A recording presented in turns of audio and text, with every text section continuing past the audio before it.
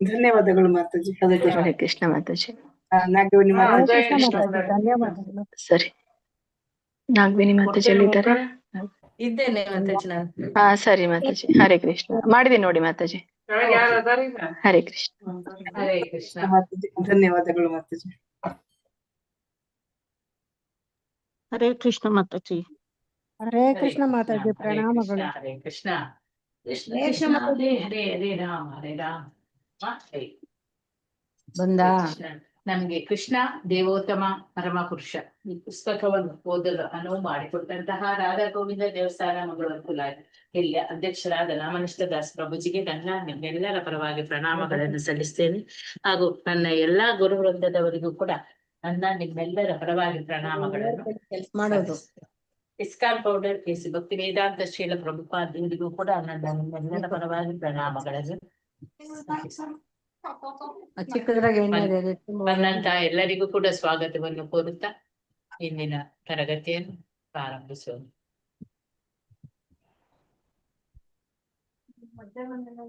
ಹರೇ ಕೃಷ್ಣ. ಮೊದಲಿಗೆ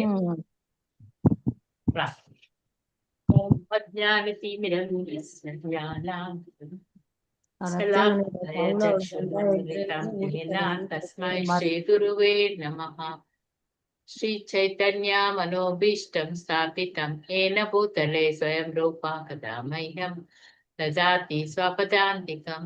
ವಂದೇಹಂ ಶ್ರೀ ಗುರು ಶ್ರೀಯುತ ಪದಕಮಲಂ ಶ್ರೀ ಗುರುನ್ ವೈಷ್ಣವಾಂಶ ಶ್ರೀರೂಪಂ ಸಾಗ್ರಜಾತಂ ಸಹಗಣ ರಘುನಾಥಾನ್ವಿತಂ ತಂ ಸಜೀವ ಸ್ವಾದ್ವೈತಂ ಸಾವಧೂತಂ ಪರಿಜನ ಸಹಿತಂ ಕೃಷ್ಣ ಚೈತನ್ಯ ದೇವಂ ಶ್ರೀ ರಾಧಾ ಕೃಷ್ಣ ಪಾದಂ ಸಹಗಣ ಲಲಿತ ಶ್ರೀ ವಿಶಾಖಾನ್ವಿತಂ ಶ.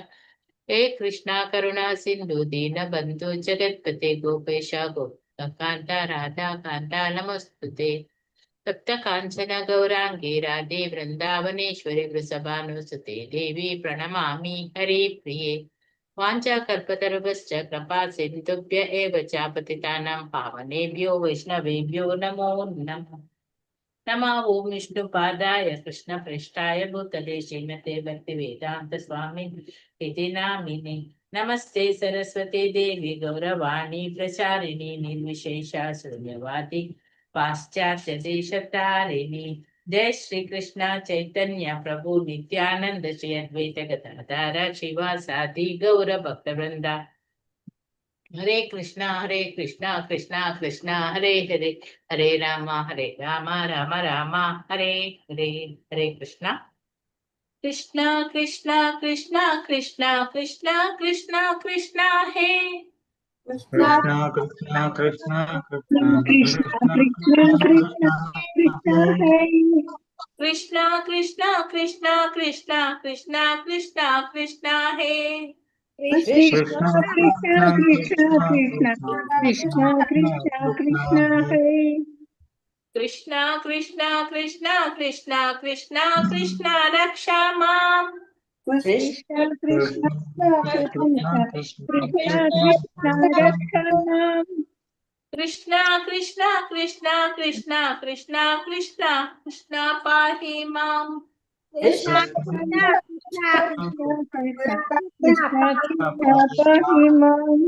ರಾಮ ರಾಘವ ರಾಮ ರಾಘವ ರಾಮ ರಾಘವ ರಕ್ಷಾ ಮಾಂ. ರಾಮ ರಾಮ ರಾಘವ ರಾಮ ರಾಘವ ರಕ್ಷಾ. ಕೃಷ್ಣ ಕೇಶವ ಕೃಷ್ಣ ಕೇಶವ ಕೃಷ್ಣ ಕೇಶವ ಪಾಹಿ ಮಾಂ.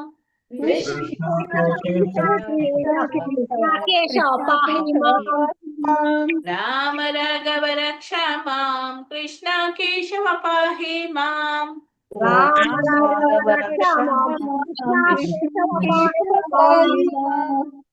ರಾಮ ರಾಘವ ರಕ್ಷಾ ಮಾಂ. ಕೃಷ್ಣ ಕೇಶವ ಪಾಹಿ ಮಾಂ. ರಾಮ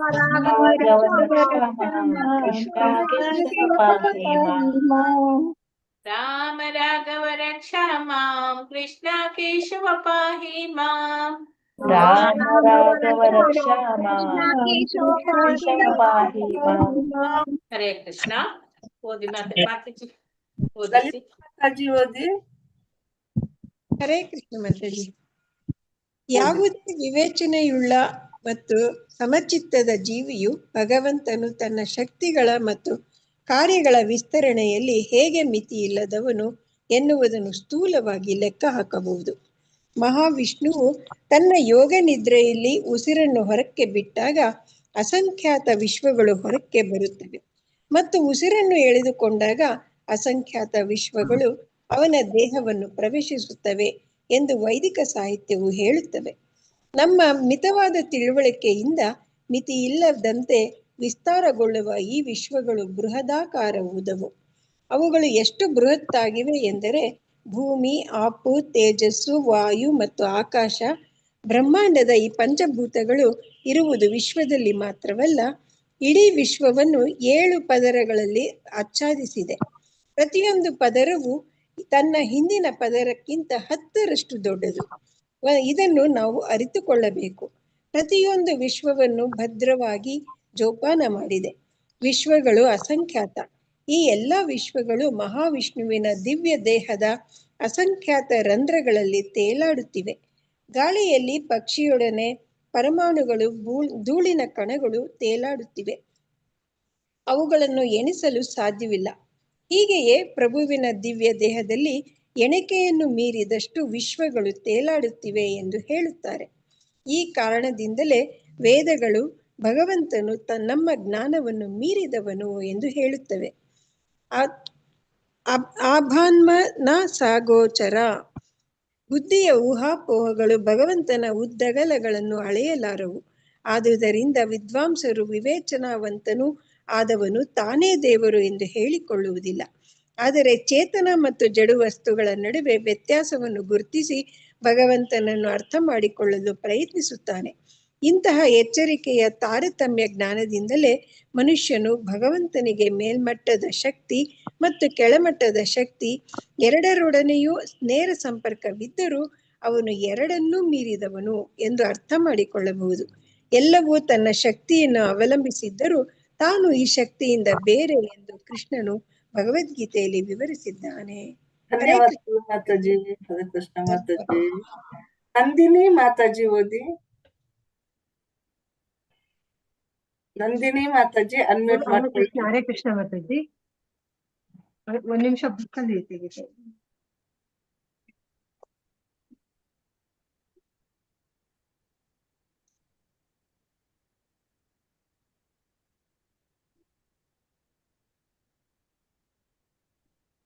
ಹರೇ ಕೃಷ್ಣ ನಂದಿನಿ ಮಾತಾಜಿ. ಮಾತಾಜಿ. ಹರೇ ಕೃಷ್ಣ ಮಾತಾಜಿ. ಎಲ್ಲಿಂದ ಮಾತಾಜಿ ಓದ್ಬೇಕು? ಪ್ರಕೃತಿ ಮತ್ತು ಪ್ರಕೃತಿ ಮತ್ತು ಜೀವಿಗಳನ್ನು ಕೆಲವೊಮ್ಮೆ ಪ್ರಕೃತಿ ಮತ್ತು ಪುರುಷ ಎಂದು ಕರೆಯುವುದುಂಟು. ಇಡೀ ಬ್ರಹ್ಮಾಂಡವು ಪ್ರಕೃತಿ ಮತ್ತು ಪುರುಷರ ಸಂಯೋಗ ಮಾತ್ರ. ಪ್ರಕೃತಿಯು ಘಟಕಾಂಶ ಕಾರಣ ಮತ್ತು ಜೀವನು ಪರಿಣಾಮ ಕಾರಣ. ಇವೆರಡೂ ಕಾರಣಗಳು ಒಂದುಗೂಡಿದಾಗ ಅದರ ಫಲಿತಾಂಶ ಬ್ರಹ್ಮಾಂಡವನ್ನು ಅದರಲ್ಲಿ ನಡೆಯುತ್ತಿರುವುದೆಲ್ಲವನ್ನೂ ಕುರಿತು ಸರಿಯಾದ ನಿರ್ಣಯವನ್ನು ತಲುಪುವ ಅದೃಷ್ಟವಂತನಾದ ಮನುಷ್ಯನಿಗೆ ಅದು ನೇರವಾಗಿ ಮತ್ತು ಪರೋಕ್ಷವಾಗಿ ದೇವೋತ್ತಮ ಪರಮಪುರುಷನಿಂದಲೇ ಆದದ್ದು ಎಂದು ತಿಳಿಯುತ್ತದೆ. ಬ್ರಹ್ಮ ಸಂಹಿತೆಯು ಹೀಗೆ ಹೇಳುತ್ತದೆ: ಈಶ್ವರ ಪರಮಕೃಷ್ಣ ಸಚ್ಚಿದಾನಂದ ವಿಗ್ರಹ ಅನಾದಿರಾದಿರ್ಗೋವಿಂದ ಸರ್ವಕಾರಣ ಕಾರಣಂ. ಮುಂದಕ್ಕೋದ್ಲ ಮಾತಾಜಿ? ಓದಿ ಮಾತಾಜಿ. ಆಳವಾದ ಮಾತಾಜಿ, ನಾನು ಫೋನಲ್ಲೇ ಓದ್ತಾ ಇದ್ದೀನಿ ಮಾತಾಜಿ, ಬುಕ್ಕಲ್ಲಿ ಸಿಗ್ಲಿಲ್ಲ ನನಗೆ. ಆಳವಾದ ಯೋಚನೆ ಮತ್ತು ಪರಿಶೀಲನೆಯಿಂದ ಮನುಷ್ಯನು ಪರಿಪೂರ್ಣ ಜ್ಞಾನವನ್ನು ಪಡೆದಾಗ ಕೃಷ್ಣನು ಎಲ್ಲಾ ಕಾರಣಗಳ ಕಾರಣನು ಎನ್ನುವ ನಿರ್ಣಯವನ್ನು ತಲುಪುತ್ತಾನೆ. ದೇವರು ಇಷ್ಟು ಉದ್ದ ಅಥವಾ ಅಷ್ಟು ಅಗಲ ಎಂದು ಅವನ ಗಾತ್ರವನ್ನು ಕುರಿತು ಊಹಾಪೋಹವನ್ನು ಮಾಡುವುದು ಅಥವಾ ಜಿಜ್ಞಾಸೆಯನ್ನು ಮಾಡುವುದರ ಬದಲು ಬ್ರಹ್ಮ ಸಂಹಿತೆಯು ಹೇಳುವ ನಿರ್ಣಯಕ್ಕೆ ಬರಬೇಕು. ಸರ್ವ ಕಾರಣಂ ಕೃಷ್ಣನು ಅಥವಾ ದೇವರು ಎಲ್ಲಾ ಕಾರಣಗಳ ಮೂಲ ಕಾರಣನು. ಇದು ಪರಿಪೂರ್ಣ ಜ್ಞಾನ. ಹರೇ ಕೃಷ್ಣ ಮಾತಾಜಿ. ಹೀಗೆ ಗರ್ಭೋದಕಶಾಹಿ ವಿಷ್ಣುವಿಗೆ ವೇದಗಳ ಸಾಕಾರ ರೂಪಗಳು ಮಾಡಿದ ಸ್ತುತಿಯನ್ನು ಗುರು ಶಿಷ್ಯ ಪರಂಪರೆಯಲ್ಲಿ ಬಂದ ಮೊಟ್ಟ ಮೊದಲ ಸೋದರರು ಎಂದರೆ ಬ್ರಹ್ಮನ ಮೊದಲ ಮಕ್ಕಳಾದ ತನ್ನ ತಮ್ಮಂದಿರು ಕುಮಾರರಿಗೆ ಸನಂದನನು ಹೇಳಿದನು. 4 ಕುಮಾರರು ಬ್ರಹ್ಮನ ಪ್ರಥಮ ಪುತ್ರರು, ಆದುದರಿಂದ ಅವರಿಗೆ ಪೂರ್ವಜಾತರೆಂದು ಹೆಸರು. ಪರಂಪರೆಯು ಎಂದರೆ ಗುರು ಶಿಷ್ಯ ಪರಂಪರೆಯು ಕೃಷ್ಣನಿಂದಲೇ ಪ್ರಾರಂಭವಾಗುತ್ತದೆ ಎಂದು ಭಗವದ್ಗೀತೆಯಲ್ಲಿ ಹೇಳಿದೆ.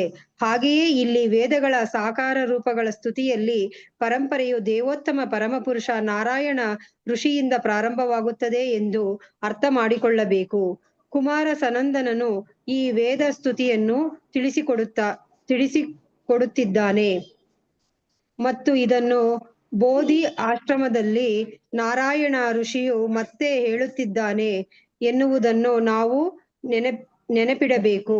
ಕಠಿಣ ತಪಸ್ಸಿನ ಮೂಲಕ ಆತ್ಮ ಸಾಕ್ಷಾತ್ಕಾರದ ದಾರಿಯನ್ನು ತೋರಲು ಕೃಷ್ಣನು ತಳೆದ ಅವತಾರ ನಾರಾಯಣ ಋಷಿ. ಈ ಯುಗದಲ್ಲಿ ತಾವು ನಿರ್ಮಲ ಮನಸ್ಸಿನ ಭಕ್ತನ ಪಾತ್ರವನ್ನು ವಹಿಸಿ ಚೈತನ್ಯ ಮಹಾಪ್ರಭುಗಳು ಪರಿಶುದ್ಧ ಭಕ್ತಿಯ ಸೇವೆಯ ಮಾರ್ಗವನ್ನು ತೋರಿಸಿದ್ದಾರೆ. ಹಾಗೆಯೇ ಹಿಂದೆ ನಾರಾಯಣ ಋಷಿಗಳು ಕೃಷ್ಣನ ಅವತಾರವಾಗಿದ್ದರು. ಅವರು ಹಿಮಾಲಯ ಪರ್ವತದಲ್ಲಿ ಕಠಿಣವಾದ ತಪಸ್ಸು ಆಚರಿಸಿದರು. ಶ್ರೀ ನಾರದ ಮುನಿಗಳು ಅವರ ಮಾತುಗಳನ್ನು ಆಲಿಸುತ್ತಿದ್ದರು. ಆದುದರಿಂದ ಕುಮಾರ ಸನಂದನನು ವೇದಸ್ತುತಿಯ ರೂಪದಲ್ಲಿ ಹೇಳುವುದನ್ನು ನಾರಾಯಣ ಋಷಿಗಳು ನಾರದ ಮುನಿಗಳಿಗೆ ಹೇಳಿದುದರಿಂದ ಭಗವಂತನೇ ಪರಮಪ್ರಭು, ಉಳಿದವರೆಲ್ಲ ಅವನ ಸೇವಕರು ಎಂದು ಅರ್ಥ ಮಾಡಿಕೊಳ್ಳಬೇಕು. ಹರೇ ಕೃಷ್ಣ ಮಾತಾಜಿ. ಮಾತಾಜಿ. ಹರೇ ಕೃಷ್ಣ ಮಾತಾಜಿ. ಧನ್ಯವಾದಗಳು ಮಾತಾಜಿ. ಪಾರ್ವತಮ್ಮ ಮಾತಾಜಿ ಓದಿ. ಪಾರ್ವತಮ್ಮ ಮಾತಾಜಿ ಅನ್ಮ್ಯೂಟ್ ಮಾಡ್ಕೊಳ್ಳಿ. ಹರೇ ಕೃಷ್ಣ ಮಾತಾಜಿ, ಓದ್ತೀನಿ ಮಾತಾಜಿ.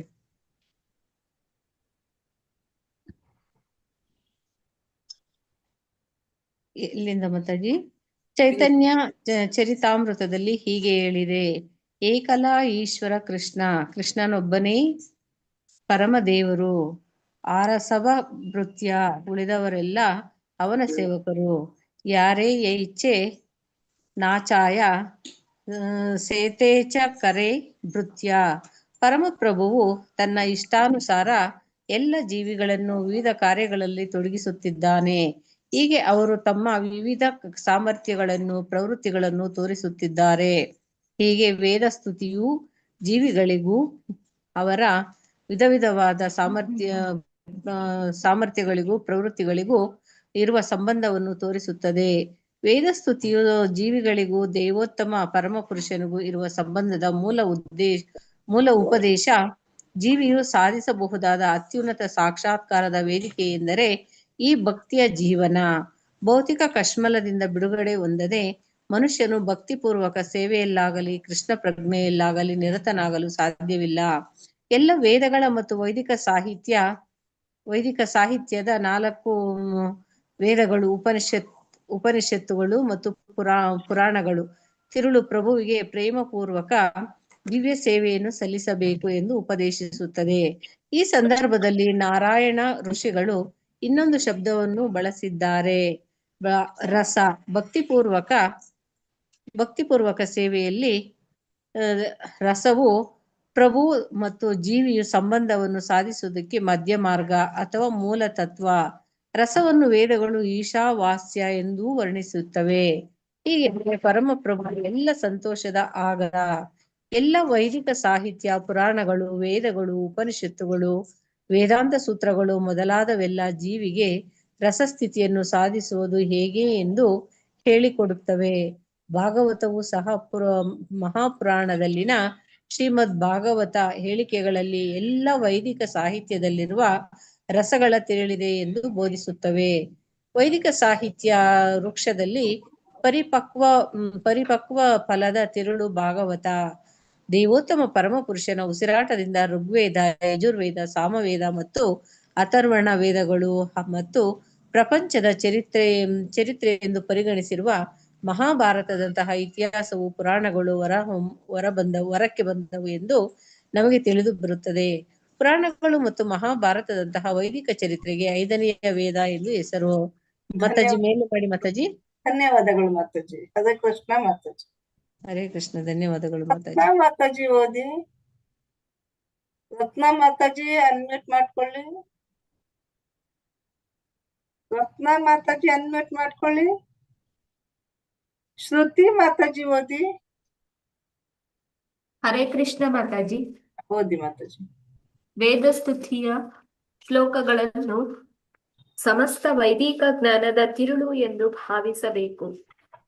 ಕೃಷ್ಣ ಪ್ರಜ್ಞೆಯಲ್ಲಿ ಭಕ್ತಿಪೂರ್ವಕ ಸೇವೆಯನ್ನು ಸಲ್ಲಿಸುವುದು ಎಲ್ಲ ವೈದಿಕ ಸಾಹಿತ್ಯದ ತಿರುಳು ಎಂದು 4 ಕುಮಾರರಿಗೂ ಅಧಿಕಾರ ಪಡೆದ ಇತರ ಮುನಿಗಳಿಗೂ ಚೆನ್ನಾಗಿ ತಿಳಿದಿದೆ.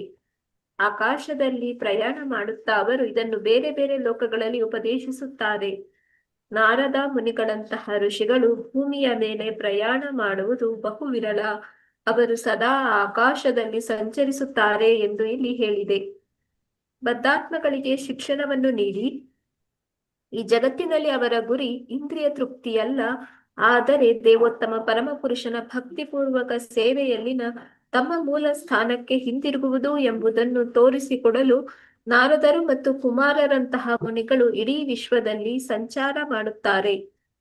ಜೀವಿಗಳು ಅಗ್ನಿಯ ಕಿಡಿಗಳಿದ್ದಂತೆ ಮತ್ತು ದೇವೋತ್ತಮ ಪರಮಪುರುಷನು ಸ್ವತಃ ಅಗ್ನಿಯಂತೆ ಎಂದು ಅನೇಕ ಕಡೆ ಹೇಳಿದೆ. ಹೇಗೋ ಕಿಡಿಗಳು ಬೆಂಕಿಯಿಂದ ಆಚೆ ಬಿದ್ದಾಗ ಅವು ತಮ್ಮ ಸಹಜವಾದ ಬೆಳಕನ್ನು ಕಳೆದುಕೊಳ್ಳುತ್ತವೆ. ಒಂದು ದೊಡ್ಡ ಜ್ವಾಲೆಯಿಂದ ಕಿಡಿಗಳು ಬೀಳುವಂತೆ ಜೀವಿಗಳು ಈ ಭೌತಿಕ ಪ್ರಪಂಚಕ್ಕೆ ಬರುತ್ತಾರೆ ಎಂದು ತಿಳಿದುಕೊಳ್ಳಬಹುದು. ಜೀವಿಯು ಕೃಷ್ಣನನ್ನು ಅನುಕರಿಸಲು ಪ್ರಯತ್ನಿಸುತ್ತಾನೆ, ಭೌತಿಕ ಪ್ರಕೃತಿಯ ಮೇಲೆ ಪ್ರಭುತ್ವವನ್ನು ಮಾಡಲು ಪ್ರಯತ್ನಿಸುತ್ತಾನೆ. ಹೀಗೆ ಅವನು ತನ್ನ ಮೂಲ ಸ್ಥಾನವನ್ನು ಮರೆಯುತ್ತಾನೆ. ಬೆಳಕು ನೀಡುವ ಅವನ ಶಕ್ತಿಯಾದ ಆಧ್ಯಾತ್ಮಿಕ ಅಸ್ತಿತ್ವವು ಆರಿ ಹೋಗುತ್ತದೆ. ಆದರೆ ಜೀವಿಯು ಕೃಷ್ಣ ಪ್ರಜ್ಞೆಯನ್ನು ತಂದುಕೊಂಡರೆ ತನ್ನ ಮೂಲ ಸ್ಥಾನಕ್ಕೆ ಹಿಂದಿರುಗಬಲ್ಲದು.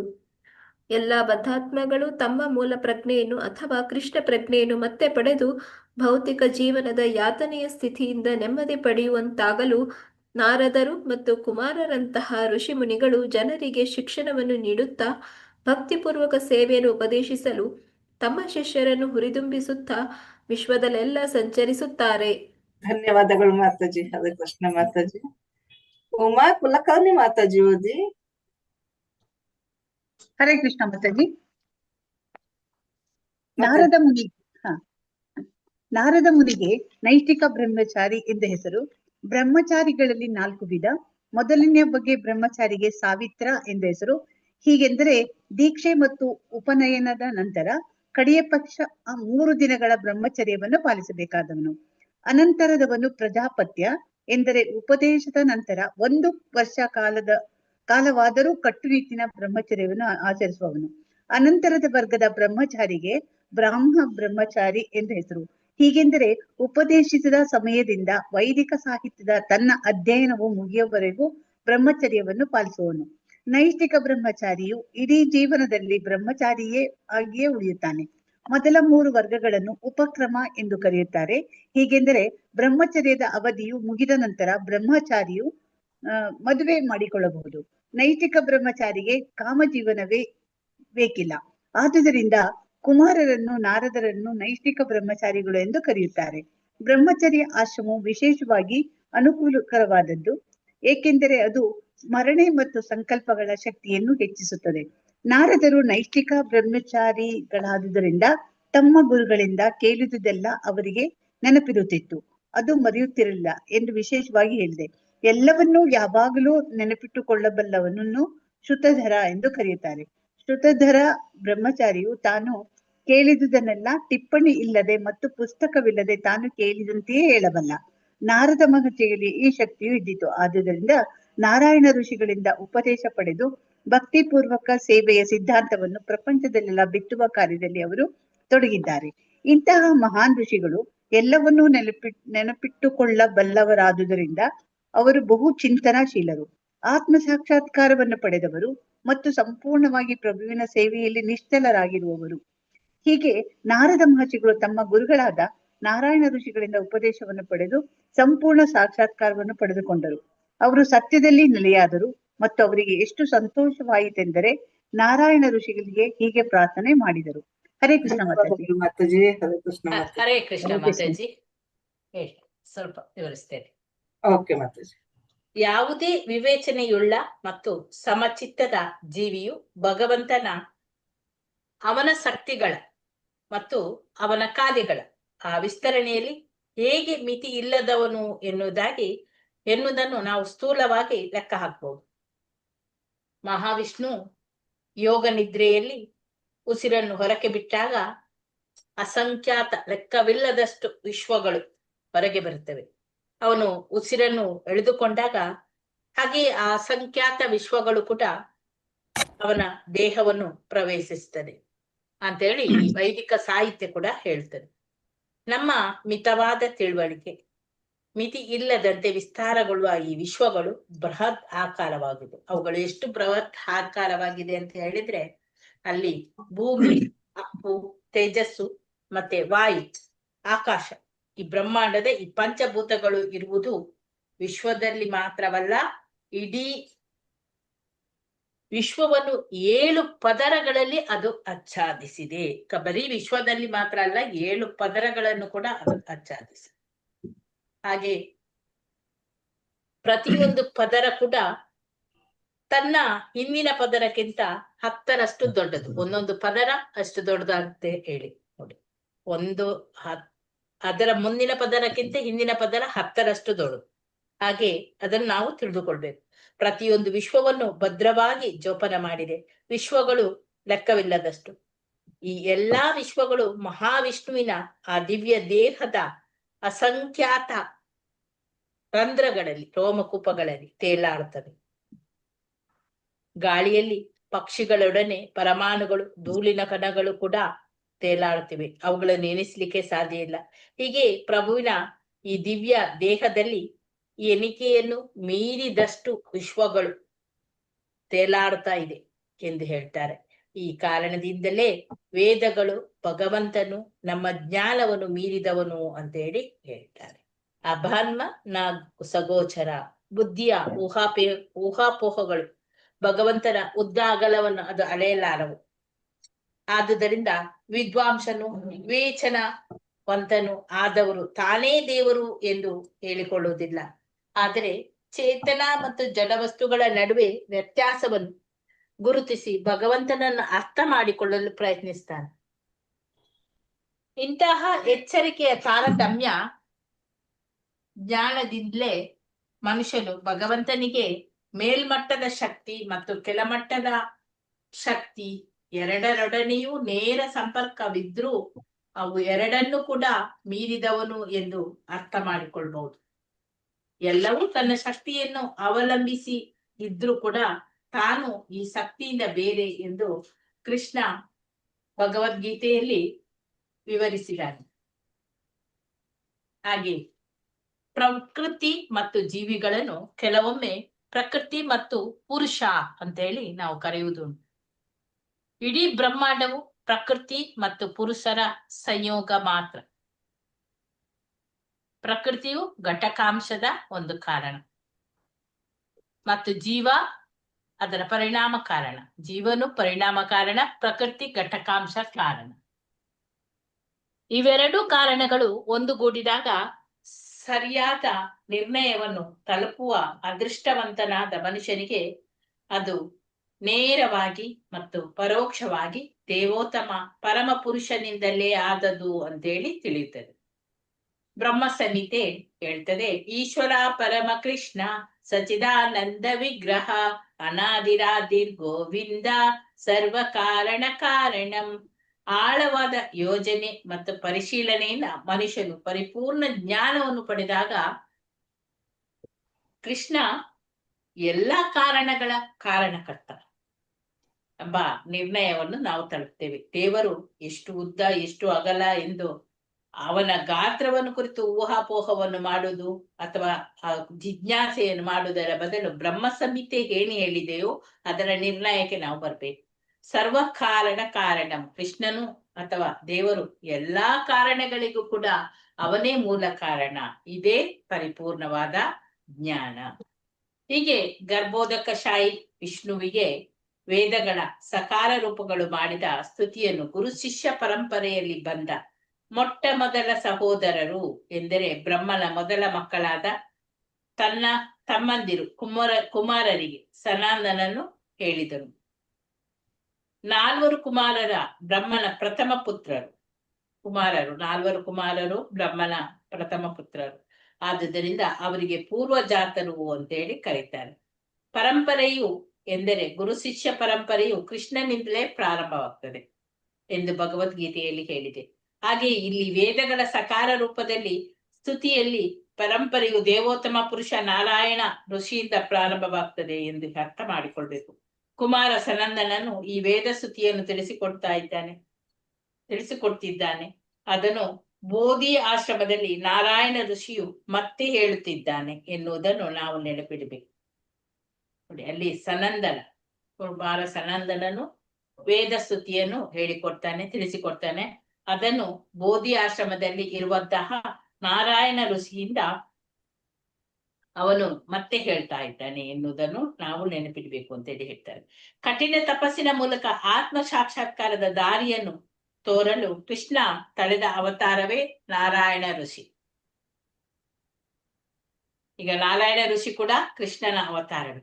ಈ ಯುಗದಲ್ಲಿ ತಾವು ನಿರ್ಮಲ ಮನಸ್ಸಿನ ಭಕ್ತನ ಪಾತ್ರವನ್ನು ವಹಿಸಿ ಈ ಕಲಿಯುಗದಲ್ಲಿ ಚೈತನ್ಯ ಮಹಾಪ್ರಭುಗಳು ಪರಿಶುದ್ಧ ಭಕ್ತಿಯ ಸೇವೆಯ ಮಾರ್ಗವನ್ನು ಕೂಡ ತೋರಿಸಿದ್ದಾರೆ. ಹಾಗೆ ಹಿಂದೆ ನಾರಾಯಣ ಋಷಿಗಳು ಕೃಷ್ಣನ ಅವತಾರವಾಗಿದ್ರು. ಅವರು ಹಿಮಾಲಯ ಪರ್ವತದಲ್ಲಿ ಕಠಿಣವಾದ ತಪಸ್ಸನ್ನು ಆಚರಿಸಿದ್ರು. ಶ್ರೀ ನಾರದ ಮುನಿಗಳು ಅವರ ಮಾತುಗಳನ್ನು ಕೇಳ್ತಾ ಇದ್ರು. ಆದುದರಿಂದ ಕುಮಾರ ಸನಂದನನ್ನು ವೇದ ಸ್ತುತಿಯ ರೂಪದಲ್ಲಿ ಹೇಳುವುದನ್ನು ನಾರಾಯಣ ಋಷಿಗಳು ನಾರದ ಮುನಿಗಳಿಗೆ ಹೇಳಿದುದರಿಂದ ಭಗವಂತನೇ ಪರಮಪ್ರಭು, ಉಳಿದವರೆಲ್ಲ ಅವನ ಸೇವಕರು ಅಂತೇಳಿ ನಾವು ಅರ್ಥ ಮಾಡಿಕೊಳ್ಳುವುದು. ಹಾಗೆ ಚೈತನ್ಯ ಚರಿತಾಮೃತದಲ್ಲಿ ಏಕಲಾ ಈಶ್ವರ ಕೃಷ್ಣ ಅಂದ್ರೆ ಕೃಷ್ಣನೊಬ್ಬನೇ ಪರಮ ದೇವರು, ಅರಸವ ಭೃತ್ಯ, ಉಳಿದವರೆಲ್ಲ ಅವನ ಸೇವಕರು, ಯಾರ ಏಚ್ಛೆ ನಾಚಾಯ ಸತೇಚ ಕರೆ ಭೃತ್ಯ. ಪರಮಪ್ರಭು ತಮ್ಮ ಇಷ್ಟಾನುಸಾರ ಎಲ್ಲಾ ಜೀವಿಗಳನ್ನು ವಿವಿಧ ಕಾರ್ಯಗಳಲ್ಲಿ ತೊಡಗಿಸ್ತಾ ಇದ್ದಾನೆ.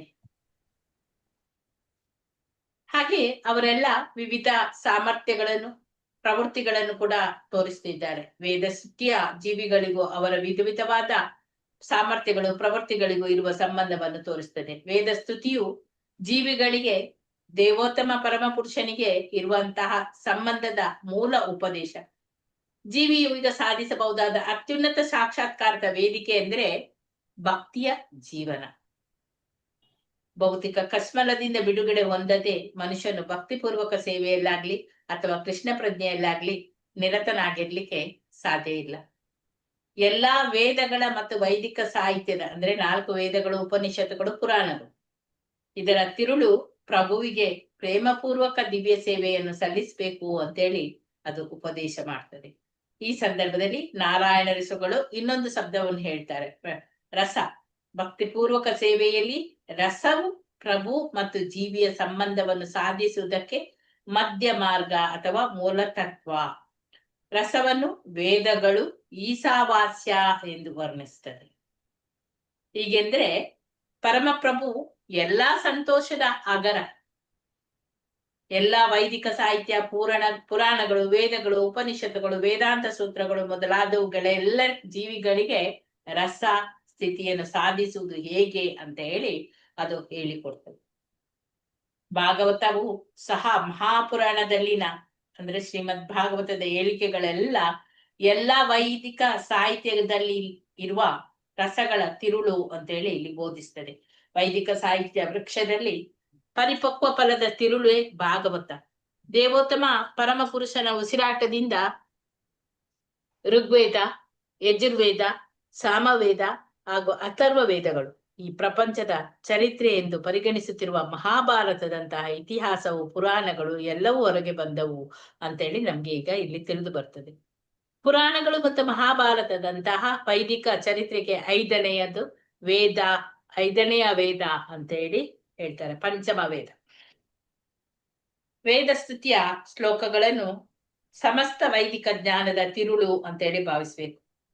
ಕೃಷ್ಣ ಪ್ರಜ್ಞೆಯಲ್ಲಿ ಭಕ್ತಿಪೂರ್ವಕ ಸೇವೆಯನ್ನು ಸಲ್ಲಿಸುವುದು ಎಲ್ಲಾ ವೈದಿಕ ಸಾಹಿತ್ಯದ ತಿರುಳು ಎಂದು 4 ಕುಮಾರರಿಗೂ ಅಧಿಕಾರ ಪಡೆದ ಇತರ ಮುನಿಗಳಿಗೂ ಚೆನ್ನಾಗಿ ಇದು ತಿಳಿದಿದೆ.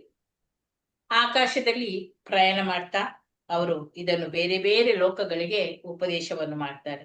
ನಾರದ ಮುನಿಗಳಂತಹ ಋಷಿಗಳು ಭೂಮಿಯ ಮೇಲೆ ಪ್ರಯಾಣ ಮಾಡುವುದು ತುಂಬಾ ವಿರಳ. ಅವರು ಯಾವಾಗ್ಲೂ ಆಕಾಶದಲ್ಲೇ ಸಂಚಾರವನ್ನು ಮಾಡ್ತಾರೆ ಅಂತ ಹೇಳಿ ಇಲ್ಲಿ ಹೇಳಿದೆ. ಬದ್ಧಾತ್ಮಗಳಿಗೆ ಶಿಕ್ಷಣವನ್ನು ನೀಡಿ ಈ ಜಗತ್ತಿನಲ್ಲಿ ಅವರ ಗುರಿ ಇಂದ್ರಿಯ ತೃಪ್ತಿಯಲ್ಲ ಆದ್ರೆ ದೇವೋತ್ತಮ ಪರಮಪುರುಷನ ಭಕ್ತಿಪೂರ್ವಕ ಸೇವೆಯಲ್ಲಿನ ತಮ್ಮ ಮೂಲ ಸ್ಥಾನಕ್ಕೆ ಹಿಂದಿರುಗುವುದು ಎಂಬುದನ್ನು ತೋರಿಸಿಕೊಡಲು ನಾರದರು ಮತ್ತು ಕುಮಾರರಂತಹ ಮುನಿಗಳು ಇಡೀ ವಿಶ್ವದಲ್ಲೇ ಅವರು ಸಂಚಾರ ಮಾಡ್ತಾರೆ. ಜೀವಿಗಳೆಲ್ಲ ಅಗ್ನಿಯ ಕಿಡಿಗಳು ಇದ್ದಂತೆ ಮತ್ತು ದೇವೋತ್ತಮ ಪರಮಪುರುಷ ಅವನು ಸ್ವತಃ ಅಗ್ನಿ ಅಂತ ಹೇಳಿ ಅನೇಕ ಕಡೆ ನಮ್ಗೆ ಅದನ್ನು ಹೇಳಿದ್ದಾರೆ. ಹೇಗೋ ಕಿಡಿಗಳು ಬೆಂಕಿಯಿಂದ ಆಚೆಗೆ ಬಿದ್ದಾಗ ಅವು ತಮ್ಮ ಸಹಜವಾದ ಬೆಳಕನ್ನು ಕಳೆದುಕೊಳ್ತವೆ, ಹಾಗೆ ದೊಡ್ಡ ಜ್ವಾಲೆಯಿಂದ ಕಿಡಿಗಳು ಬೀಳುವಂತೆ ಜೀವಿಗಳು ಈ ಭೌತಿಕ ಪ್ರಪಂಚಕ್ಕೆ ಬರುತ್ತಾರೆ ಅಂತ ನಾವು ತಿಳಿದುಕೊಳ್ಬಹುದು. ಜೀವಿಯು ಕೃಷ್ಣನನ್ನು ಅನುಕರಿಸಲು ಪ್ರಯತ್ನಿಸುತ್ತಾರೆ. ಈ ಭೌತಿಕ ಪ್ರಕೃತಿಯ ಮೇಲೆ ಪ್ರಭುತ್ವವನ್ನು ಮಾಡಲು ಕೂಡ ಪ್ರಯತ್ನಿಸ್ತಾನೆ. ಹೀಗೆ ಅವನು ತನ್ನ ಇಲ್ಲಿ ಮೂಲ ಸ್ಥಾನ ಏನಿದೆಯೋ ಅದನ್ನು ಮರೆಯುತ್ತಾನೆ. ಬೆಳಕು ನೀಡುವ ಅವನ ಶಕ್ತಿಯಾದ ಆಧ್ಯಾತ್ಮಿಕ ಅಸ್ತಿತ್ವ ಅದು ನಂದಿ ಹೋಗ್ತದೆ. ಹಾಗೆ ಜೀವಿಯು ಕೃಷ್ಣ ಪ್ರಜ್ಞೆಯನ್ನು ತಂದುಕೊಂಡರೆ ತನ್ನ ಮೂಲ ಸ್ಥಾನಕ್ಕೆ ಹಿಂದಿರುಗಬಲ್ಲನು. ಎಲ್ಲಾ ಬದ್ಧಾತ್ಮಗಳು ತನ್ನ ಮೂಲ ಪ್ರಜ್ಞೆಯನ್ನು ಮತ್ತು ಕೃಷ್ಣ ಪ್ರಜ್ಞೆಯನ್ನು ಮತ್ತೆ ಪಡೆದು ಭೌತಿಕ ಜೀವನದ ಯಾತನೆಯ ಸ್ಥಿತಿಯಿಂದ ನೆಮ್ಮದಿ ಪಡೆಯುವಂತಾಗಲು ನಾರದರು ಮತ್ತು ಕುಮಾರರಂತಹ ಋಷಿಮುನಿಗಳು ಜನರಿಗೆ ಶಿಕ್ಷಣವನ್ನು ನೀಡುತ್ತಾ ಭಕ್ತಿಪೂರ್ವಕ ಸೇವೆಯನ್ನು ಉಪದೇಶಿಸಲು ತಮ್ಮ ಶಿಷ್ಯರನ್ನು ಉರಿದೊಪ್ಪಿಸುತ್ತಾ ಅವರು ವಿಶ್ವದಲ್ಲೆಲ್ಲ ಸಂಚರಿಸ್ತಾ ಇರ್ತಾರೆ.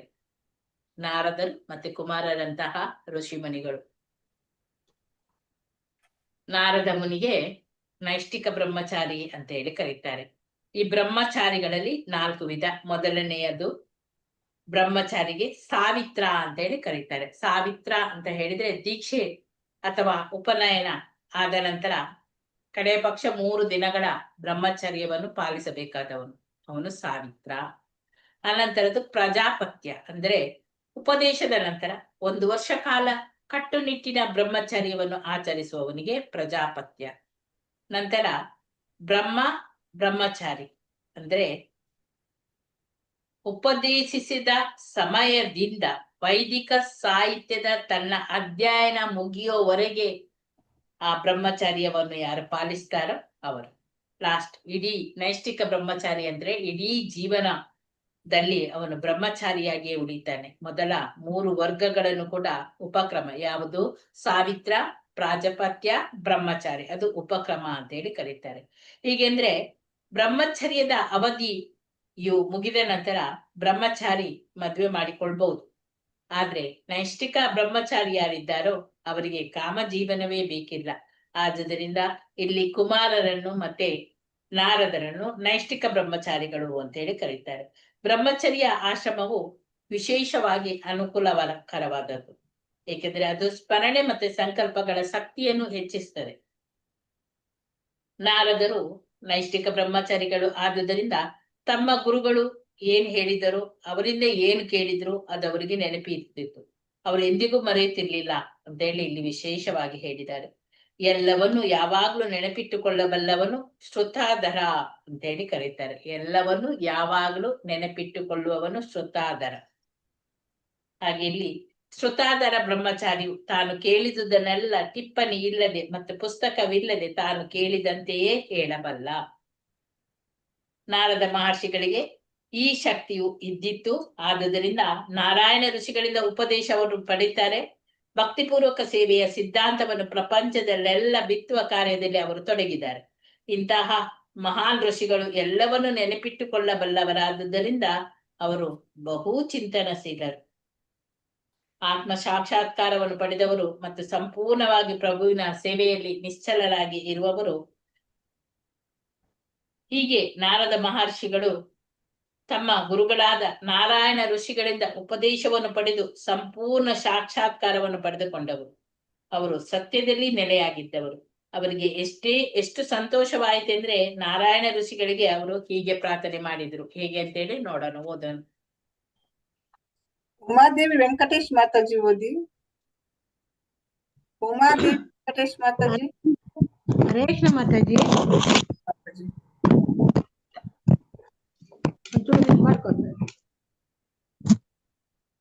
ನೈತಿಕ ಬ್ರಹ್ಮಚಾರಿಗೆ ವೀರವ್ರತ ಎಂದು ಹೆಸರು.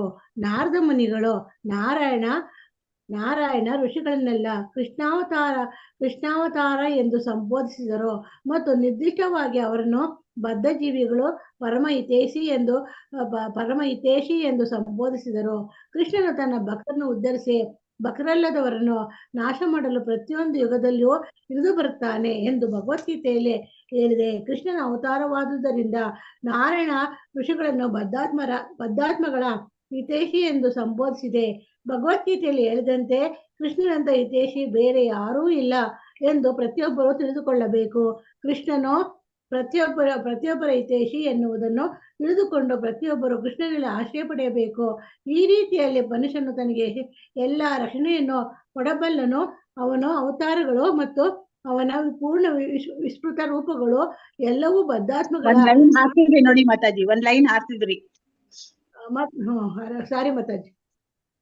ಒಬ್ಬರಿದ್ದಾರೆ ಎಂದು ವಿಶ್ವಾಸದಿಂದ ಮತ್ತು ಸಮಾಧಾನದಿಂದ ಇರಬಹುದು. ಎಲ್ಲಿ ಮಾತಾಜಿ ಎಲ್ಲಿ ಮಾತಾಜಿ ಬಿಟ್ಟಿರೋದು? ಅಲ್ಲಿ ಪ್ರತಿಯೊಬ್ಬರು ಕೃಷ್ಣನ ಆಶಯ ಪಡೆಯಬೇಕು. ಅಲ್ಲಿಂದ ಒಂದ್ ಲೈನ್ ಹಾಕ್ತಿದ್ರಿ, ಓದಿ ಮತ್ತೆ.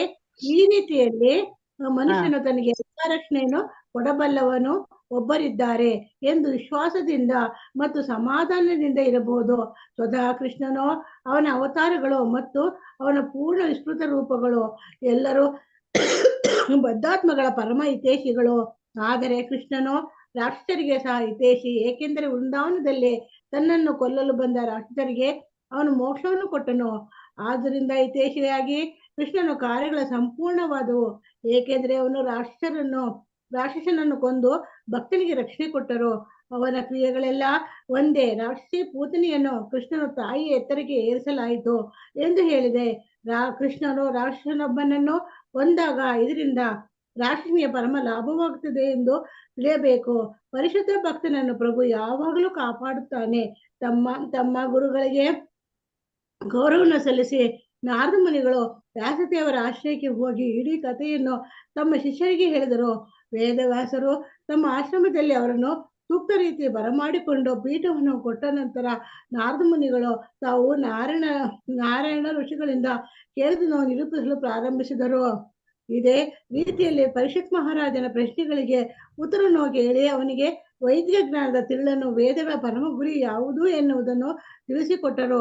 ಬದುಕಿನ ಪರಮ ಗುರಿ ದೇವೋತ್ತಮ ಪರಮಪುರುಷನ ದಿವ್ಯ ಆಶೀರ್ವಾದಗಳನ್ನು ಪಡೆಯುವುದು ಮತ್ತು ಈ ರೀತಿಯಲ್ಲಿ ಪ್ರಭುವಿನ ಪ್ರೇಮಪೂರ್ವಕ ಸೇವೆಯಲ್ಲಿ ನಿರತರಾಗುವುದು.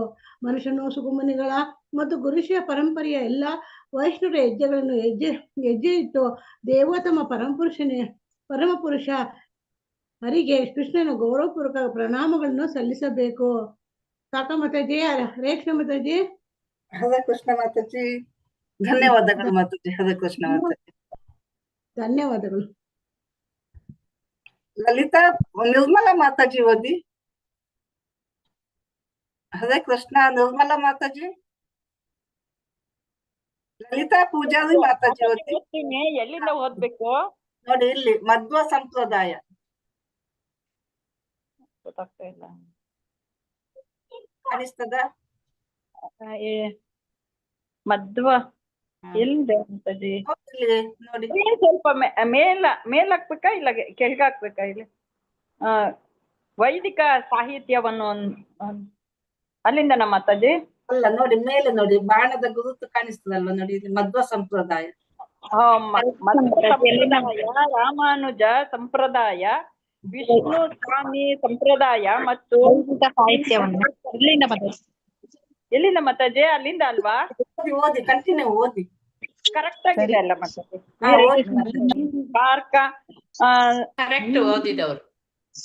ನಿಂಬಾರ್ಕ ಸಂಪ್ರದಾಯ ಈ 4 ವೈಷ್ಣವ ಗುರು ಶಿಷ್ಯ ಪರಂಪರೆಗಳನ್ನು, ವೇದಗಳ ನಿರ್ಣಯಗಳನ್ನು ಅನುಸರಿಸಿ ಮನುಷ್ಯನು ದೇವೋತ್ತಮ ಪರಮ ಪುರುಷನಿಗೆ ಶರಣಾಗಬೇಕು ಎನ್ನುವುದನ್ನು ಒಪ್ಪಿಕೊಳ್ಳುತ್ತೇವೆ.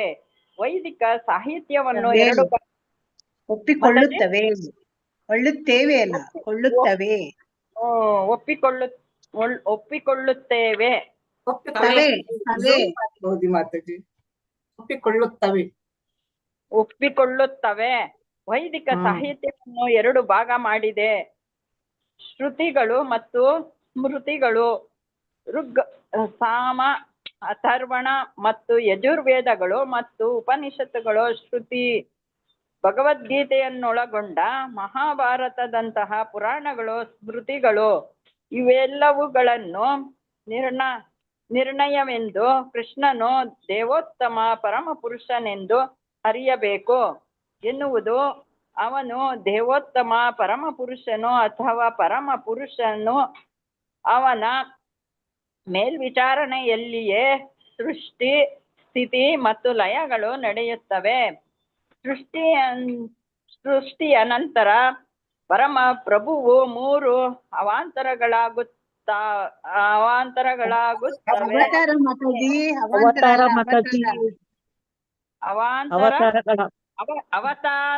ಅವತಾರಗಳಾಗುತ್ತಾನೆ. ಬ್ರಹ್ಮ, ವಿಷ್ಣು ಮತ್ತು ಶಿವ ಈ ಮೂವರು ಭೌತಿಕ ಪ್ರಕೃತಿಯ 3 ಗುಣಗಳ ನಿರ್ಣಯವನ್ನು ವಹಿಸಿಕೊಳ್ಳುತ್ತಾರೆ, ನಿರ್ವಹಣೆಯನ್ನು. ಆದರೆ ಕಟ್ಟಕಡೆಯ ಅಪ್ಪಣೆಯು ವಿಷ್ಣುವಿನ ಕೈಯಲ್ಲಿದೆ. ಗುಣತ್ರಯಗಳಿಗೆ ಅನುಗುಣವಾಗಿ ಭೌತಿಕ ಪ್ರಕೃತಿಯ ಎಲ್ಲ ಆಗುಹೋಗುಗಳನ್ನು ದೇವೋತ್ತಮ ಪರಮ ಪುರುಷನಾದ ಕೃಷ್ಣನು ನಿರ್ದೇಶಿಸುತ್ತಾನೆ. ಭಗವದ್ಗೀತೆಯು ಇದೇ ಮಾತನ್ನು ಹೇಳುತ್ತದೆ.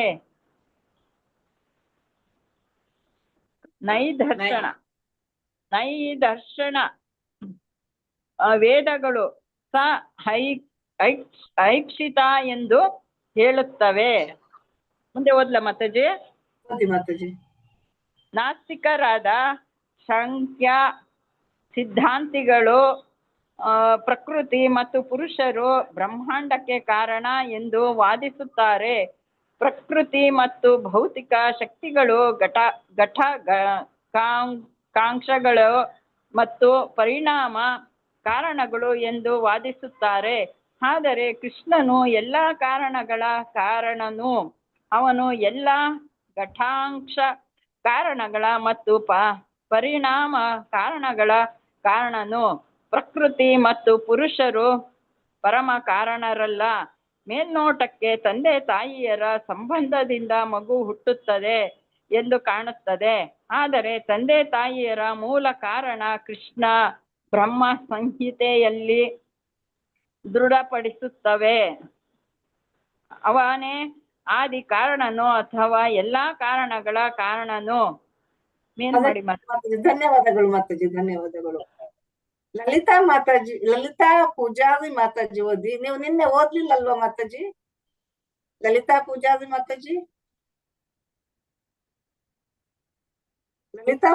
ಮಾತಾಜಿ ಅನ್ಮ್ಯೂಟ್ ಮಾಡ್ಕೊಳ್ಳಿ. ರತ್ನಾ ಮಾತಾಜಿ ಓದಿ. ರತ್ನಾ ಮಾತಾಜಿ. ವೀಣಾ ಮಾತಾಜಿ. ವೀಣಾ ಮಾತಾಜಿ. ಸತ್ಯದ ಮಾತಾಜಿ. ಹರೇ ಕೃಷ್ಣ. ಹರೇ ಕೃಷ್ಣ ಮಾತಾಜಿ. ಓದ್ಲಾ? ಓದಿಲ್ಲ. ರತ್ನಾ ಮಾತಾಜಿ. ಹರೇ ಕೃಷ್ಣ ಮಾತಾಜಿ. ಜ್ಯೋತಿಶ್ರೀ ಮಾತಾಜಿ ಓದಿ. ಮಾತಾಜಿ ಓದಿ. ಹರೇ ಕೃಷ್ಣ. ಭೌತಿಕ ಪ್ರಕೃತಿಯಲ್ಲಿ ಪರಮಪ್ರಭುವು ಜೀವಿಗಳು ಪ್ರವೇಶಿಸುತ್ತಾರೆ. ತನ್ನ ಪೂರ್ಣ ವಿಸ್ತೃತ ರೂಪಗಳಲ್ಲಿ ಒಂದರಿಂದ ಪರಮಪ್ರಭು ಕೃಷ್ಣನು ಕ್ಷೀರೋದಕಶಾಹಿ ವಿಷ್ಣುವು ಮತ್ತು ಕಾರಣ ಸಮುದ್ರದಲ್ಲಿ ಮಲಗಿರುವ ಮಹಾವಿಷ್ಣುವು ಆಗಿ ಕಾಣಿಸಿಕೊಳ್ಳುತ್ತಾನೆ. ಮಹಾವಿಷ್ಣುವಿನ ಬೃಹತ್ ರೂಪದಿಂದ ಗರ್ಭೋದಕಶಾಹಿ ವಿಷ್ಣುವು ಪ್ರತಿಯೊಂದು ವಿಶ್ವವನ್ನು ಪ್ರವೇಶಿಸುತ್ತಾನೆ. ಬ್ರಹ್ಮ, ವಿಷ್ಣು ಮತ್ತು ಶಿವ ಅವರ ವಿಸ್ತೃತ ರೂಪಗಳು. ವಿಷ್ಣುವು ಎಲ್ಲ ಜೀವಿಗಳ ಹೃದಯಗಳನ್ನು ಮತ್ತು ಅಣುವು ಸೇರಿದಂತೆ ಎಲ್ಲ ಭೌತಿಕ ವಸ್ತುಗಳನ್ನು ಪ್ರವೇಶಿಸುತ್ತಾನೆ. ಬ್ರಹ್ಮ ಸಂಹಿತೆಯಲ್ಲಿ ಅಂಡಾಂತರಸ್ಥ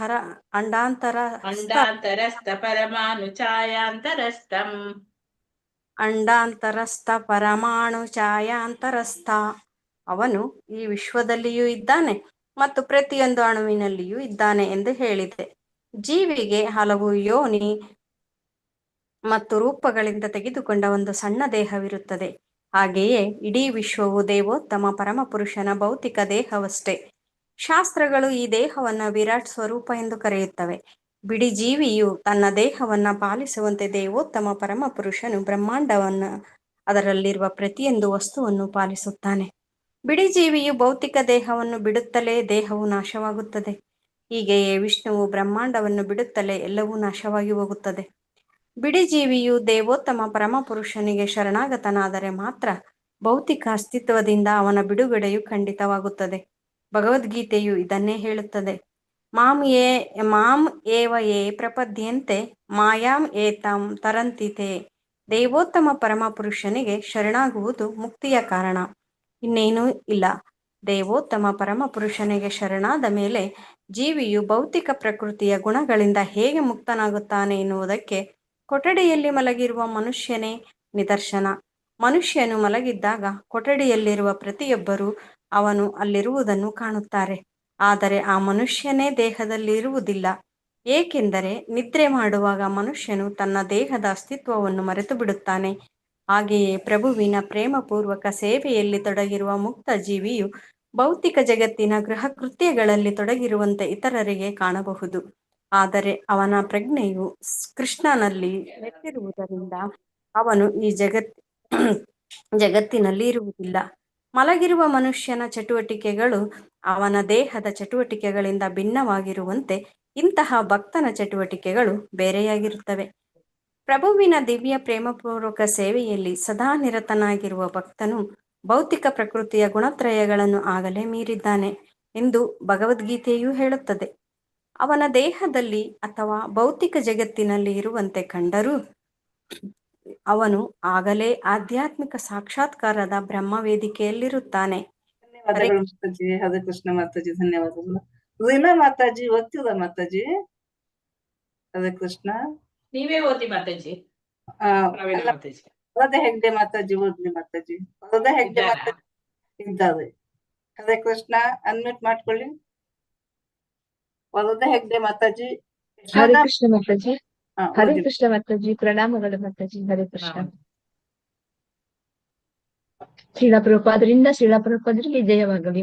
ದೇವೋತ್ತಮ ಪರಮ ಪುರುಷನನ್ನು ಸೇವಿಸುವುದೊಂದೇ ಹಂಬಲವಾಗಿರುವ ಮನುಷ್ಯನು ಭೌತಿಕ ಜಗತ್ತಿನಲ್ಲಿ ಯಾವ ಎಲ್ಲಿಯಾದರೂ ಇರಬಹುದು. ಆದರೆ ಅವನನ್ನು ಜೀವನ್ಮುಕ್ತ ಎಂದು ಪರಿಗಣಿಸಬೇಕು. ಎಂದರೆ ದೇಹದಲ್ಲಿ ಅಥವಾ ಭೌತಿಕ ಜಗತ್ತಿನಲ್ಲಿ ಇರುವಾಗಲೇ ಅವನು ಮುಕ್ತನಾಗಿದ್ದಾನೆ ಎಂದು ಭಾವಿಸಬೇಕು ಎಂದು ಶ್ರೀಲ ರೂಪ ಗೋಸ್ವಾಮಿಯವರು ಭಕ್ತಿರಸಾಮೃತ ಸಿಂಧುವಿನಲ್ಲಿ ಹೇಳಿದ್ದಾರೆ. ಇದರ ನಿರ್ಣಯವೆಂದರೆ ಕೃಷ್ಣ ಪ್ರಜ್ಞೆಯಲ್ಲಿ ಸಂಪೂರ್ಣವಾಗಿ ನಿರತನಾಗಿರುವ ಮನುಷ್ಯನು ಮುಕ್ತನಾದವನು. ಇಂತಹ ಮನುಷ್ಯನಿಗೆ ಭೌತಿಕ ಜಗತ್ತಿಗೂ ಸಂಬಂಧವೂ ಇಲ್ಲ. ಕೃಷ್ಣ ಪ್ರಜ್ಞೆಯಲ್ಲಿ ಇಲ್ಲದವರನ್ನು ಕರ್ಮಿಗಳು ಮತ್ತು ಜ್ಞಾನಿಗಳು ಎಂದು ಕರೆಯುತ್ತಾರೆ. ಅವರು ದೈಹಿಕ ಮತ್ತು ಮಾನಸಿಕ ವೇದಿಕೆಗಳಲ್ಲಿ ಸುಳಿದಾಡುತ್ತಾರೆ. ಆದುದರಿಂದ ಅವರು ಮುಕ್ತರಲ್ಲ. ಈ ಸ್ಥಿತಿಯನ್ನು ಕೈವಲ್ಯ ನಿರಸ್ತಯೋನಿ ಎಂದು ಕರೆಯುತ್ತಾರೆ. ಅಲೌಕಿಕ ವೇದಿಕೆಯಲ್ಲಿರುವ ಮನುಷ್ಯನು ಜನನ ಮರಣಗಳ ಪುನರಾವೃತ್ತಿಯಿಂದ ಬಿಡುಗಡೆಯಾಗಿದ್ದಾನೆ. ಭಗವದ್ಗೀತೆಯ 4ನೇ ಅಧ್ಯಾಯದಲ್ಲಿಯೂ ಇದನ್ನೇ ಹೇಳಿದೆ. ದೇವೋತ್ತಮ ಪರಮ ಪುರುಷನ ದಿವ್ಯ ಸ್ವಭಾವವನ್ನು ತಿಳಿದ ಮಾತ್ರದಿಂದಲೇ ಮನುಷ್ಯನು ಹುಟ್ಟು ಸಾವುಗಳ ಪುನರಾವೃತ್ತಿಯ ಬಂಧನದಿಂದ ಬಿಡುಗಡೆ ಹೊಂದುತ್ತಾನೆ ಮತ್ತು ಈ ದೇಹವನ್ನು ಬಿಟ್ಟಾಗ ಭಗವದ್ಧಾಮಕ್ಕೆ ಹಿಂದಿರುಗುತ್ತಾನೆ. ಇದೇ ಎಲ್ಲ ವೇದಗಳ ನಿರ್ಣಯ. ಆದುದರಿಂದ ವೇದಗಳ ಸಾಕಾರ ರೂಪಗಳು ಅರ್ಪಿಸಿದ ಪ್ರಾರ್ಥನೆಯನ್ನು ಅರ್ಥ ಮಾಡಿಕೊಂಡು ಭಗವಂತನ ಶರಣ ಕಮಲಗಳಿಗೆ ಶರಣಾಗತನಾಗಬೇಕು. ವೇದಗಳ ಪ್ರಾರ್ಥನೆ 86ನೇ ಅಧ್ಯಾಯದ ಭಕ್ತಿ ವೇದಾಂತ ಭಾವಾರ್ಥವು ಇಂದಿಗೂ ಮೇತು. ಹರೇ ಕೃಷ್ಣ ಮಾತಾಜಿ, ಧನ್ಯವಾದಗಳು. ಹರೇ ಕೃಷ್ಣ ಮಾತಾಜಿ, ಧನ್ಯವಾದಗಳು. ಇಲ್ಲಿ ನೈಷ್ಠಿಕ ಬ್ರಹ್ಮಚಾರಿಗೆ ವೀರವ್ರತ ಅಂತೇಳಿ ಹೆಸರು. ನೈಷ್ಠಿಕ ಬ್ರಹ್ಮಚಾರಿಗೆ ವೀರವ್ರತ. ನಾರದ ಮುನಿಗಳು ನಾರಾಯಣ ಋಷಿಗಳನ್ನು ಕೃಷ್ಣಾವತಾರ ಎಂದು ಸಂಬೋಧಿಸಿದ್ರು. ಮತ್ತೆ ನಿರ್ದಿಷ್ಟವಾಗಿ ಅವರನ್ನು ಬದ್ಧ ಜೀವಿಗಳ ಪರಮ ಹಿತಾಯಿಸಿ ಅಂತ ಹೇಳಿ ಕೂಡ ಸಂಬೋಧಿಸಿದ್ರು. ಕೃಷ್ಣನು ತನ್ನ ಭಕ್ತರನ್ನು ಉದ್ಧರಿಸಿ ಭಕ್ತರಲ್ಲದವರನ್ನು ನಾಶ ಮಾಡಲು ಪ್ರತಿಯೊಂದು ಯುಗದಲ್ಲಿ ಕೂಡ ಅವತಾರ ಎತ್ತುಕೊಂಡು ಬರ್ತಾನೆ, ಇಳಿದು ಬರ್ತಾನೆ. ಪ್ರತಿಯೊಂದು ಯುಗದಲ್ಲಿ ಕೂಡ ಇಳಿದು ಬರ್ತಾನೆ ಅಂತ ಭಗವದ್ಗೀತೆಯಲ್ಲಿ ಕೂಡ ಹೇಳಿದೆ. ಕೃಷ್ಣನ ಅವತಾರವಾದದ್ದರಿಂದ ನಾರಾಯಣ ಋಷಿಗಳನ್ನು ಬದ್ಧಾತ್ಮಗಳ ಹಿತೈಸಿ ಅಂತ ಹೇಳಿ ಸಂಬೋಧಿಸಿದೆ. ಭಗವದ್ಗೀತೆಯಲ್ಲಿ ಹೇಳಿದಂತೆ ಕೃಷ್ಣನಂತಹ ಹಿತೈಸಿ ಬೇರೆ ಯಾರು ಕೂಡ ಇಲ್ಲ ಎಂದು ಪ್ರತಿಯೊಬ್ಬರು ಇದನ್ನು ತಿಳಿದುಕೊಳ್ಬೇಕು. ಕೃಷ್ಣನು ಪ್ರತಿಯೊಬ್ಬರ ಕೂಡ ಹಿತೈಸಿ ಎನ್ನುವುದನ್ನು ತಿಳಿದುಕೊಂಡು ಪ್ರತಿಯೊಬ್ಬರು ಕೂಡ ಕೃಷ್ಣನಲ್ಲಿ ಆಶ್ರಯವನ್ನು ಪಡೆಯಬೇಕು. ಈ ರೀತಿಯಾಗಿ ಮನುಷ್ಯನು ತನಗೆ ಎಲ್ಲಾ ರಕ್ಷಣೆಯನ್ನು ಕೊಡಬಲ್ಲವರು ಒಬ್ಬರು ಇದ್ದಾರೆ ಎಂಬ ವಿಶ್ವಾಸದಿಂದ ಸಮಾಧಾನದಿಂದ ಇರಬಹುದು. ಸ್ವತಃ ಕೃಷ್ಣನು, ಅವನ ಅವತಾರಗಳು ಮತ್ತೆ ಅವನ ಪೂರ್ಣ ವಿಸ್ತೃತ ರೂಪಗಳು ಎಲ್ಲರೂ ಕೂಡ ಬದ್ಧಾತ್ಮಗಳ ಪರಮ ಹಿತೈಷಿಗಳು. ಆದರೆ ಕೃಷ್ಣನು ರಾಕ್ಷಸರಿಗೆ ಸಹ ಹಿತೈಷಿ. ಏಕೆಂದ್ರೆ ವೃಂದಾವನದಲ್ಲಿ ತನ್ನನ್ನು ಕೊಲ್ಲಲು ಬಂದ ರಾಕ್ಷಸರಿಗೆ ಅವನು ಮೋಕ್ಷವನ್ನೇ ಕೊಟ್ಟು ಬಿಟ್ಟ. ಆದುದರಿಂದ ಹಿತೈಷಿಯಾಗಿ ಕೃಷ್ಣನ ಕಾರ್ಯಗಳು ಕೂಡ ಸಂಪೂರ್ಣವಾದವನ್ರಿ. ಅವನು ರಾಕ್ಷಸನನ್ನು ಕೊಂದು ಭಕ್ತನಿಗೆ ರಕ್ಷಣೆ ಕೊಟ್ಟರು ಅವನ ಕ್ರಿಯೆಗಳೆಲ್ಲ ಒಂದೇ. ರಾಕ್ಷಸಿ ಪೂತನಿ ಕೃಷ್ಣನ ತಾಯಿಯ ಎತ್ತರಕ್ಕೆ ಏರಿಸಲಾಯಿತು ಅಂತ ಹೇಳಿರುತ್ತೆ. ತಾಯಿಯ ಇದನ್ನು ಕೊಟ್ಟಿದ್ದಾನೆ. ಕೃಷ್ಣನು ರಾಕ್ಷಸನೊಬ್ಬನನ್ನು ಕೊಂದಾಗ ಇದರಿಂದ ರಾಕ್ಷಸನಿಗೆ ಪರಮ ಲಾಭವಾಗ್ತದೆ ಅಂತ ಹೇಳಿ ನಾವು ತಿಳಿಬೇಕು. ಯಾಕಂದ್ರೆ ಅವರಿಗೆ ಮೋಕ್ಷವೇ ಸಿಗ್ತದೆ. ಅಲ್ಲಿ ಪರಿಶುದ್ಧ ಭಕ್ತರನ್ನು ಪ್ರಭು ಯಾವಾಗ್ಲೂ ಕಾಪಾಡ್ತಾ ಇರ್ತಾನೆ. ತಮ್ಮ ಗುರುಗಳಿಗೆ ಗೌರವ ಸಲ್ಲಿಸಿ ಇಲ್ಲಿ ನಾರದ ಮುನಿಗಳು ವ್ಯಾಸದೇವರ ಆಶ್ರಮಕ್ಕೆ ಹೋಗ್ತಾರೆ. ಅಲ್ಲಿ ಇಡೀ ಕಥೆಯನ್ನು ತಮ್ಮ ಶಿಷ್ಯನಿಗೆ ಹೇಳ್ತಾರೆ. ವೇದವ್ಯಾಸರು ತಮ್ಮ ಆಶ್ರಮದಲ್ಲಿ ಅವರನ್ನು ಸೂಕ್ತ ರೀತಿಯಲ್ಲಿ ಬರಮಾಡಿಕೊಂಡು ಪೀಠವನ್ನು ಕೊಟ್ಟ ನಂತರ ನಾರದ ಮುನಿಗಳು ತಾವು ನಾರಾಯಣ ಋಷಿಗಳಿಂದ ಏನು ಕೇಳಿದರೂ ಅದನ್ನು ನಿರೂಪಿಸ್ಲಿಕ್ಕೆ ಪ್ರಾರಂಭ ಮಾಡ್ತಾರೆ. ಇದೇ ರೀತಿಯಲ್ಲಿ ಪರೀಕ್ಷಿತ ಮಹಾರಾಜನ ಪ್ರಶ್ನೆಗಳಿಗೆ ಉತ್ತರಗಳನ್ನೆಲ್ಲ ಹೇಳ್ತಾರೆ. ಅವನಿಗೆ ವೈದಿಕ ಜ್ಞಾನದ ತಿರುಳನ್ನು, ವೇದಗಳ ಪರಮ ಗುರಿ ಯಾವುದು ಎನ್ನುವುದನ್ನು ತಿಳಿಸಿಕೊಟ್ರು. ಬದುಕಿನ ಪರಮ ಗುರಿ ದೇವೋತ್ತಮ ಪರಮ ಪುರುಷನ ದಿವ್ಯ ಆಶೀರ್ವಾದವನ್ನು ಪಡೆಯುವುದು ಮತ್ತು ಈ ರೀತಿಯಲ್ಲಿ ಪ್ರಭುವಿನ ಪ್ರೇಮಪೂರ್ವಕವಾದ ಸೇವೆಯಲ್ಲಿ ನಿರತರಾಗುವುದು. ಮನುಷ್ಯನು ಸುಖ ಮುನಿಗಳ ಮತ್ತು ಗುರು ಶಿಷ್ಯ ಪರಂಪರೆಯ ಎಲ್ಲ ವೈಷ್ಣವರ ಹೆಜ್ಜೆಗಳಲ್ಲಿ ಹೆಜ್ಜೆ ಇಟ್ಟು ದೇವೋತ್ತಮ ಪರಮ ಪುರುಷ ಹರಿಗೆ ಅಥವಾ ಕೃಷ್ಣನಿಗೆ ನಾವು ಗೌರವಪೂರ್ವಕ ಪ್ರಣಾಮಗಳನ್ನು ಸಲ್ಲಿಸಬೇಕು. ಇಲ್ಲಿ ಮಧ್ವ ಸಂಪ್ರದಾಯ, ರಾಮಾನುಜ ಸಂಪ್ರದಾಯ, ವಿಷ್ಣು ಸ್ವಾಮಿ ಸಂಪ್ರದಾಯ ಹಾಗೂ ನಿಂಬಾರ್ಕ ಸಂಪ್ರದಾಯ, ಈ 4 ವೈಷ್ಣವ ಗುರು ಶಿಷ್ಯ ಪರಂಪರೆಗಳು ವೇದಗಳ ನಿರ್ಣಯಗಳನ್ನು ಅನುಸರಿಸಿ ಮನುಷ್ಯನು ದೇವೋತ್ತಮ ಪರಮ ಪುರುಷನಿಗೆ ಶರಣಾಗಬೇಕು ಎನ್ನುವುದನ್ನು ಈ 4 ಪರಂಪರೆಗಳು ಕೂಡ ಒಪ್ಪಿಕೊಳ್ತವೆ. ವೈದಿಕ ಸಾಹಿತ್ಯವನ್ನು 2 ಭಾಗಗಳಾಗಿ ಮಾಡಿದೆ, ತಾಯಿ ಮತ್ತೆ ಅಕ್ಕ, ಶ್ರುತಿಗಳು ಮತ್ತೆ ಸ್ಮೃತಿಗಳು. ಋಗ್, ಸಾಮ, ಅಥರ್ವ, ಯಜುರ್ವೇದಗಳು ಮತ್ತು ಉಪನಿಷತ್ತುಗಳು ಶ್ರುತಿ ಭಾಗವತಿಗೆ ಗೀತೆಯನ್ನು ಒಳಗೊಂಡ ಮಹಾಭಾರತದಂತಹ ಪುರಾಣಗಳು ಶ್ರುತಿಗಳು. ಇಲ್ಲಿ ಋಗ್, ಸಾಮ, ಅಥರ್ವ, ಯಜುರ್ವೇದಗಳು ಎಲ್ಲ ಉಪನಿಷತ್ತುಗಳು, ಅವುಗಳು ಶ್ರುತಿ. ಆದ್ರೆ ಭಗವದ್ಗೀತೆಯನ್ನು ಒಳಗೊಂಡಂತೆ ಮಹಾಭಾರತದ ಪುರಾಣಗಳೆಲ್ಲ ಸ್ಮೃತಿಗಳು. ಇವೆಲ್ಲವುಗಳ ನಿರ್ಣಯ ಏನಂತ ಹೇಳಿದ್ರೆ ಕೃಷ್ಣನ ದೇವೋತ್ತಮ ಪರಮ ಪುರುಷ ಅಂತೇಳಿ ನಾವು ತಿಳಿಬೇಕು ಎನ್ನುವುದೇ ಅದರದೇನು. ದೇವೋತ್ತಮ ಪರಮ ಪುರುಷ ಅಥವಾ ಪರಮ ಪುರುಷ ಅವನ ಮೇಲ್ವಿಚಾರಣೆಯಲ್ಲಿ ಇಲ್ಲಿ ಸೃಷ್ಟಿ, ಸ್ಥಿತಿ, ಲಯ ಇವುಗಳು ನಡೆಯುತ್ತದೆ. ಸೃಷ್ಟಿಯ ನಂತರ ಪರಮಪ್ರಭು 3 ಅವತಾರಗಳಾಗ್ತಾನೆ. ಬ್ರಹ್ಮ, ವಿಷ್ಣು, ಶಿವ. ಈ 3 ಕೂಡ ಈ ಭೌತಿಕ ಪ್ರಕೃತಿಯ 3 ಗುಣಗಳ ನಿರ್ವಹಣೆಯನ್ನು ವಹಿಸಿಕೊಳ್ತಾನೆ. ಆದರೆ ಕಟ್ಟಕಡೆಯ ಅಪ್ಪನೇ ವಿಷ್ಣುವಿನ ಕೈಯಲ್ಲಿ ಇದೆ. ಗುಣತ್ರಯಗಳಿಗೆ ಅನುಗುಣವಾಗಿ ಭೌತಿಕ ಪ್ರಕೃತಿಯ ಎಲ್ಲ ಆಗು ಹೋಗುಗಳನ್ನು ದೇವೋತ್ತಮ ಪರಮ ಪುರುಷನಾದ ಕೃಷ್ಣ ನಿರ್ದೇಶನ ಮಾಡ್ತಾನೆ. ಭಗವದ್ಗೀತೆಯಲ್ಲಿ ಕೂಡ ಇದೇ ರೀತಿಯಾಗಿ ಹೇಳಿದ್ದಾರೆ. ನೈದರ್ಶನ ಅಂದರೆ ವೇದಗಳು ಐಕ್ಷತ ಎಂದು ಹೇಳ್ತವೆ. ನಾಸ್ತಿಕರಾದ ಸಂಖ್ಯಾ ಸಿದ್ಧಾಂತಿಗಳು ಪ್ರಕೃತಿ ಮತ್ತೆ ಪುರುಷರು ಬ್ರಹ್ಮಾಂಡಕ್ಕೆ ಕಾರಣ ಅಂತೇಳಿ ವಾದಿಸ್ತಾರೆ. ನಾಸ್ತಿಕರು ಹಾಗೂ ಸಂಖ್ಯಾ ಸಿದ್ಧಾಂತಿಗಳು ಪ್ರಕೃತಿ ಮತ್ತು ಭೌತಿಕ ಶಕ್ತಿಗಳು ಘಟಕಾಂಶಗಳು ಮತ್ತು ಪರಿಣಾಮ ಕಾರಣಗಳು ಎಂದು ಕೂಡ ವಾದಿಸ್ತಾರೆ. ಇಲ್ಲಿ ಕೃಷ್ಣ ಎಲ್ಲಾ ಕಾರಣಗಳ ಕಾರಣನು, ಅವನು ಎಲ್ಲಾ ಘಟಕಾಂಶಗಳ ಕಾರಣಗಳ ಮತ್ತು ಪರಿಣಾಮಗಳ ಕಾರಣನು ಕೃಷ್ಣ.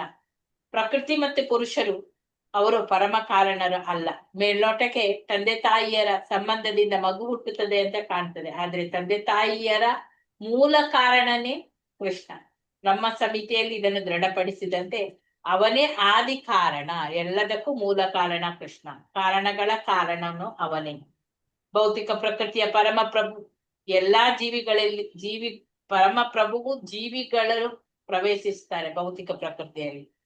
ತನ್ನ ಪೂರ್ಣ ವಿಸ್ತೃತ ರೂಪಗಳಲ್ಲಿ ಒಂದರಿಂದ ಪರಮಪ್ರಭು ಕೃಷ್ಣನು, ಕ್ಷೀರೋದಕ ಸಾಯಿ ವಿಷ್ಣುವು ಮತ್ತು ಕಾರಣ ಸಮುದ್ರದಲ್ಲಿ ಮಲಗಿರುವ ಮಹಾವಿಷ್ಣುವು ಆಗಿ ಕಾಣಿಸಿಕೊಳ್ತಾನೆ.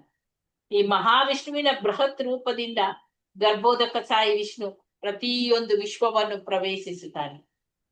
ಅಲ್ಲಿ ಬ್ರಹ್ಮ, ವಿಷ್ಣು, ಶಿವ ಅವನ ಈ ಗರ್ಭೋದಕ ಸಾಯಿ ವಿಷ್ಣುವಿನ ವಿಸ್ತೃತ ರೂಪಗಳು. ವಿಷ್ಣುವು ಎಲ್ಲಾ ಜೀವಿಗಳ ಹೃದಯಗಳನ್ನು ಮತ್ತು ಅಣುವು ಸೇರಿದಂತೆ ಎಲ್ಲಾ ಭೌತಿಕ ವಸ್ತುಗಳನ್ನು ಕೂಡ ಅವನು ಪ್ರವೇಶಿಸ್ತಾನೆ.